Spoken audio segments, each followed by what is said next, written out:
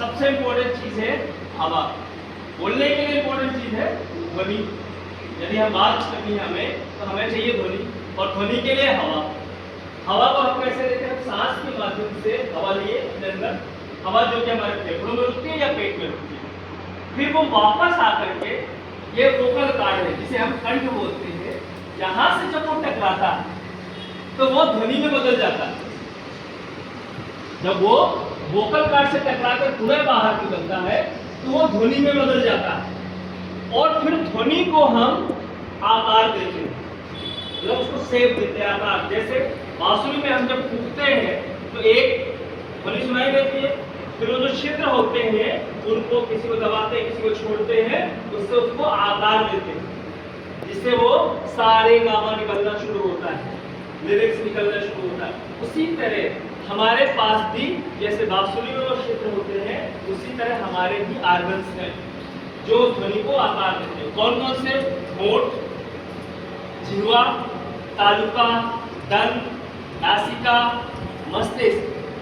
ठीक, इससे हम उस ध्वनि को आकार देते हैं। जैसे हमें माँ बोलना है, माँ के लिए क्या करें? होंठ जोड़ते हैं, माँ, पा, ता, रा, ला, वा, या, इसी से तो आकार दे रहे हैं ध्वनि को।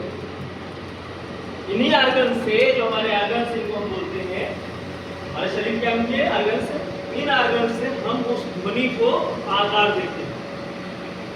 मतलब जो हमने क्या किया, हवा के माध्यम से, सांस के माध्यम से हवा अपने अंदर ले गए, उस हवा को वापस जब वोकल कार्ड से टकरा करके लाते हैं तो ध्वनि में बदलती है। उस ध्वनि को हम अपने ये जो आर्गन्स है, यानी कि नाक, जिह्वा, होंठ, कंठ, नासिका और जो मस्तिष्क, यहाँ से उसको शेप आकार देते हैं। अब यहाँ सवाल है सर मस्तिष्क से कैसे हम देते हैं? तो आपको याद होगा ना, जब आप कभी गुस्से में बोलते तो आपको यहाँ वाइब्रेट होता है, यहाँ दर्द करने लगता है। जब क्रोध में बोलते हैं तो यहाँ आपका सर भरनाने लगता है, तो सर भरना रहा है, मूड भरना रहा है, होता ही नहीं होता है। तो जब हम क्रोध से बोलते हैं तो हम इसका इस्तेमाल करते हैं यहाँ का। ठीक, तो अब हम इनसे उसको आकार देंगे। तो पहला क्या बनता है? सबसे पहले बनता है अक्षर। क्या बनता है? अक्षर। स्पीच या भाषा, संभाषण की सबसे छोटी इकाई है वो है अक्षर। अक्षर क्या? का, पा, मा, टा, या, रा, ला, जितने भी ये अक्षर है ये हमारी सबसे छोटी इकाई क्या है? सबसे छोटी इकाई। अब अक्षर के बाद क्या बनता है? शब्द। हिंदी का विषय है, अक्षर से बनता है शब्द, यानी कि एक से अधिक अक्षर मिलकर के क्या बनाते हैं? शब्द। यानी राम, श्याम, मोहन, घर, जमीन, ये क्या बन गए?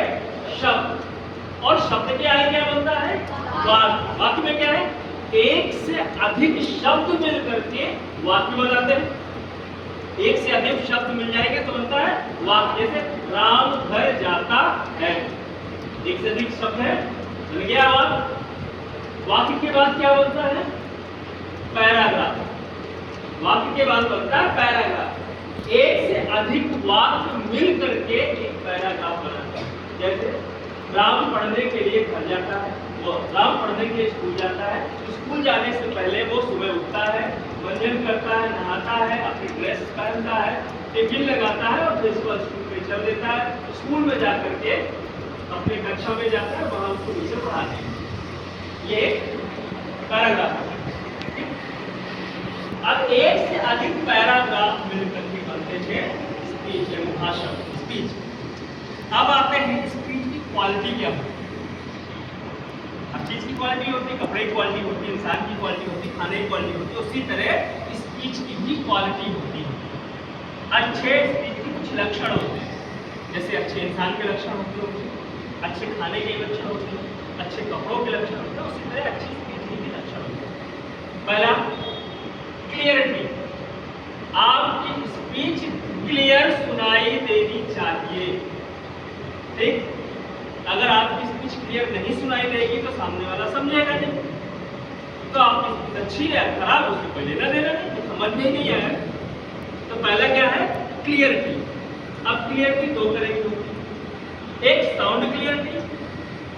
दूसरी उच्चारण क्लियरिटी। साउंड क्लियरिटी, अगर 10 लोग हैं तो मेरी आवाज़ 10 लोगों तक पहुँचनी चाहिए, 50 लोग हैं तो मेरी आवाज़ 50 लोगों तक पहुँचनी चाहिए। ठीक, वो हो गया साउंड। अब उच्चारण क्लियरिटी, उच्चारण भी क्लियर होना चाहिए। ऐसे नहीं मेरा वो मैं वहाँ जा रहा था लेकिन वो वहाँ से भूल गया, साउंड तो आया लेकिन उच्चारण क्लियरिटी नहीं है। तो एक स्पीच की क्वालिटी पहले क्या है, क्लियरिटी। एक अच्छी स्पीच की क्वालिटी उसकी क्लियरिटी है, जिसमें से साउंड क्लियरिटी और उच्चारण क्लियरिटी है। इसके बाद आता है फ्लेक्सिबिलिटी, लचीलापन, उतार चढ़ाव होना चाहिए। आप लोगों ने टीवी तो देखते होंगे, हॉस्पिटल भी कभी गए होंगे तो मरीज को लगा नहीं रहता, जिसको वो ऐसे ऐसे चलता रहता है टी टी टी टी करके ना, और अगर वो सीधा चलने लगा इसका मतलब मर गया है ना, अगर वो सीधा चलने लगा इसका मतलब आदमी मर गया। उसी तरह हम जो बोलते हैं उसमें भी ये उतार चढ़ाव होना चाहिए। अगर सीधा एक ही मुंह में बोल रहे एक ही उसमें जा रहा है कहीं को आदमी मर गया। ठीक, तो आपको जिंदा रहना है, इसलिए आपकी स्पीच में फ्लेक्सिबिलिटी होना चाहिए, उतार चढ़ाव होना चाहिए। ठीक, पहली क्वालिटी क्या है, क्लियरिटी, जिसमें साउंड क्लियरिटी और उच्चारण क्लियरिटी हो, जो कि आपको सबको सही करना है। नहीं पता हम आपने क्या नाम है, हमारी समझ में नहीं आती बोलते, तो आपके साउंड में क्लियरिटी होना चाहिए, उच्चारण क्लियरिटी और साउंड क्लियरिटी। फिर आना फ्लेक्सिबिलिटी, फ्लेक्सिबिलिटी मतलब उतार चढ़ाव, यानी कि ऐसे ऐसे बोलता चला जा रहा है, उसमें उतार चढ़ाव। ठीक, इसके बाद आता है शब्दों का चुनाव। यदि अच्छे शब्दों का प्रयोग करेगा तो सुनने में अच्छा लगेगा। जैसे आपके मोहल्ले पड़ोस में कोई लड़ाई लड़ते गालियां देते, वो भी स्पीच है, लेकिन वो शब्द बुरे हैं तो वो गंदी स्पीच होगी, है ना। वही शब्दों का अच्छा चयन कर लेंगे तो अच्छा लगेगा। इसलिए एक अच्छी स्पीच की क्वालिटी है उसके शब्दों का चुनाव, इसलिए हमें शब्दों का अच्छा चुनाव करना चाहिए। ठीक, क्लियर हो गया है। तो स्पीच थ्योरी, हम हवा सांस के माध्यम से अपने अंदर हवा लेते हैं, हवा को वापस वोकल कॉर्ड से टकराते हैं जो कि ध्वनि में बदलती है। उस ध्वनि को अपने नार्गन से, इसमें दांत, नासिका, चंद्रबिंदी लगाना तो नासिका काम लेते हैं ना, माँ है ना, माँ बिंदी होती है ना, तो इस नासिका से काम लेते हैं। तो इससे हम उसको आकार देते हैं, अक्षर बनाते हैं, अक्षर से वाक्य, वाक्य से पैराग्राफ, पैराग्राफ से स्पीच, पूरा भाषण। क्लियर, तो ये आपको स्पीच थ्योरी पता चल रही क्या है इसका सिस्टम। उसकी क्वालिटियाँ क्या है, पहली क्वालिटी साउंड क्लियरिटी, ठीक है, क्लियरिटी में साउंड क्लियरिटी और उच्चारण क्लियरिटी है। इसमें फ्लेक्सिबिलिटी, उतार चढ़ाव होना चाहिए। तीसरा शब्दों का चुनाव, अच्छे शब्दों का चुनाव होना चाहिए। ठीक, अब अच्छे शब्दों का चुनाव से तात्पर्य क्या है, हमने क्या किया कि हम बहुत पढ़े लिखे है ना, MBBS और दुनिया की पढ़ाई कर दिया है और पहुंच गए गाँव में, गाँव के लोग अनपढ़ बेचारे बैठे हुए, अब उनसे बात करें, hi hello how are you what do you do. अब शब्द तो हम अच्छे चुन लिए लेकिन बेचारे गाँव वाले ये क्या बता रहा है, तो समझ में आओ, तो समझ में कुछ नहीं आओ तो गिटी बोल रहा है, पता नहीं क्या कर रहा है, यही तो होगा। तो वहां के लिए अच्छे शब्द कौन से होंगे, जो किसानों के और गाँव वालों से समझ में आ जाए। तो वहां पे हमको अपना टैलेंट नहीं दिखाना कि हम लोग कितने पढ़े लिखे हैं, हम कैसे अंग्रेजी में बात कर लेते हैं। यदि एक व्यक्ति जिसको इंग्लिश नहीं आती है और हम जाकर उससे अंग्रेजी में बात करने लगे तो बात करना बेकार, वो सुनेगा इधर से निकाल देगा ना क्या बोल रहा है। तो इसलिए हमारा शब्दों का चुनाव से मतलब, भाषा का चयन से मतलब है कि हम जिस परिवेश में उनके बीच में है हमारी बात उनको समझ में आनी चाहिए। एक स्पीच का, एक भाषण का मतलब ही यही होता है।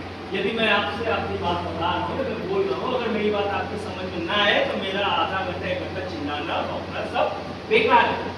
ठीक है, मैं कितना भी ज्ञानी क्यों ना हूँ, यदि मेरी बात आपको समझ में ना आए तो फिर वो बेकार है। इसी हिसाब से भाषा का चयन, शब्दों का चयन, हम किससे बता रहे हैं, किससे बात कर रहे हैं, उसके समझ में आना चाहिए। क्लियर, तो ये आपको स्पीच पता चल गई। अब हम करेंगे वोकल की कुछ एक्सरसाइज जिससे हमारी आवाज इंप्रूव हो। हमारी आवाज हमको छीनना ना पड़े, हमारी आवाज दूर तक जाए, हमारी क्लियरिटी हो। एक एक शब्द जो बोले मेरे शब्द समझ में आ रहे हैं, कोई ऐसा शब्द जो आपको ना समझ में आ रहा हो, क्लियर बोल रहा हूँ ना मैं, तो वैसे ही आपको भी क्लियर बोलना है एक एक शब्द। इसके लिए कुछ एक्सरसाइज होती है, वो आप अपने घर में भी कर सकते हैं।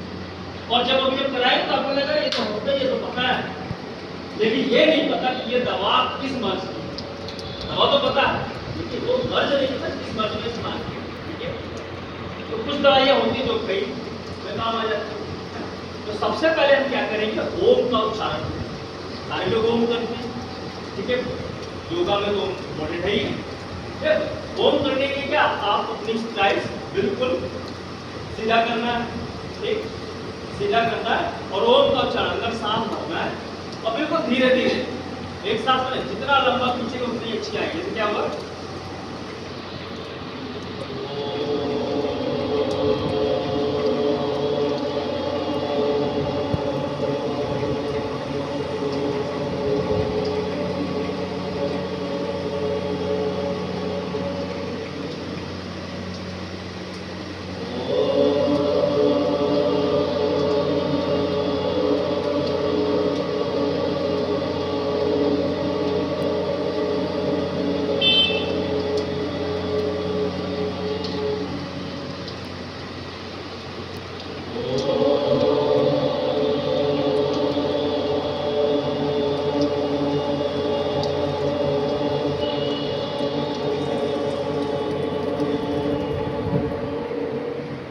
साउंड निकालना है, खाली ऐसे मुंह नहीं बनाना, ऐसा साउंड निकालना चाहिए।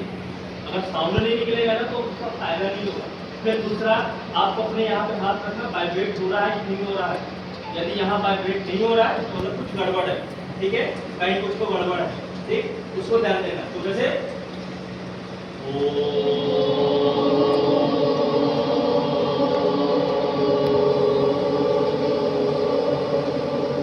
स्माइल भी तो सीधी रहेगी, ठीक है, with each candy. Okay, flow.